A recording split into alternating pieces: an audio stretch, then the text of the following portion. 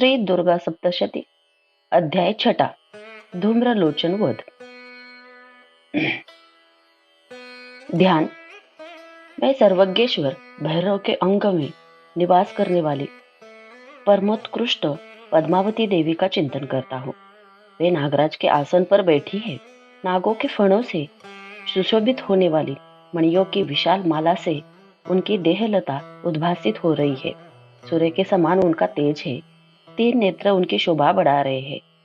वे हाथों में माला, कुंभ, कपाल और कमल लिए हुए हैं तथा उनके मस्तक में अर्धचंद्र का मुकुट सुशोभित है। ऋषि कहते हैं, देवी का यह कथन सुनकर दूत को बड़ा अमर्ष हुआ और उसने दैत्यराज के पास जाकर सब समाचार विस्तार पूर्वक कह सुनाया। दूत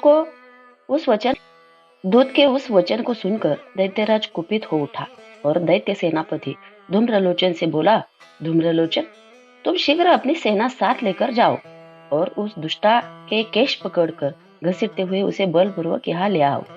उसकी रक्षा करने के लिए यदि कोई दूसरा खड़ा हो तो वह देवता, यक्ष अथवा गंधर्व ही क्यों ना हो, उसे अवश्य मार डालना। ऋषि कहते हैं, शुंभ के इस प्रकार आज्ञा देने पर वह धूम्रलोचन दैत्य 60,000 असुरों की सेना को साथ लेकर वहां से तुरंत चल दिया। वहां पहुंचकर उसने हिमालय पर रहने वाली देवी को देखा और ललकार कर कहा, अरे तुम शुंभ निशुंभ के पास चल। यदि इस समय प्रसन्नता पूर्वक मेरे स्वामी के समीप नहीं चलेगी तो मैं बलपूर्वक झोटा पकड़कर घसीटते हुए तुझे ले चलूंगा। देवी बोली, तुम्हें दैत्यों के राजा ने भेजा है। तुम स्वयं भी बलवान और तुम्हारे साथ विशाल सेना भी है। ऐसी दशा में यदि मुझे बलपूर्वक ले चलोगे तो मैं तुम्हारा क्या कर सकती हूँ। ऋषि कहते हैं, देवियों के कहने पर असुर धूम्रलोचन उनकी ओर दौड़ा। तब अंबिका ने हूं शब्द के उच्चारण मात्र से उसे भस्म कर दिया।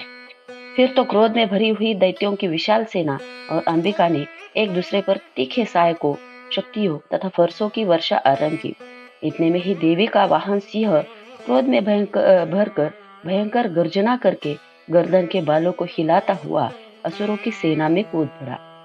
उसने कुछ दैत्यों को वज्रों की मार से, कितनों को अपने जबड़ों से और कितने ही महादैत्यों को पटक कर ओठ की दाढ़ों से घायल करके मार डाला।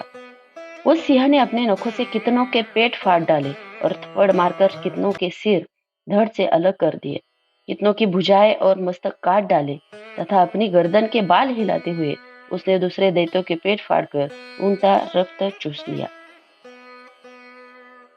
अत्यंत क्रोध में भरे हुए देवी के वाहन उस महाबली सिंह ने क्षण भर में ही असुरों की सारी सेना का संहार कर डाला।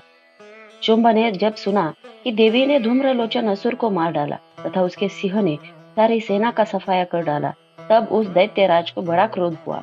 उसका ओठ कांपने लगा।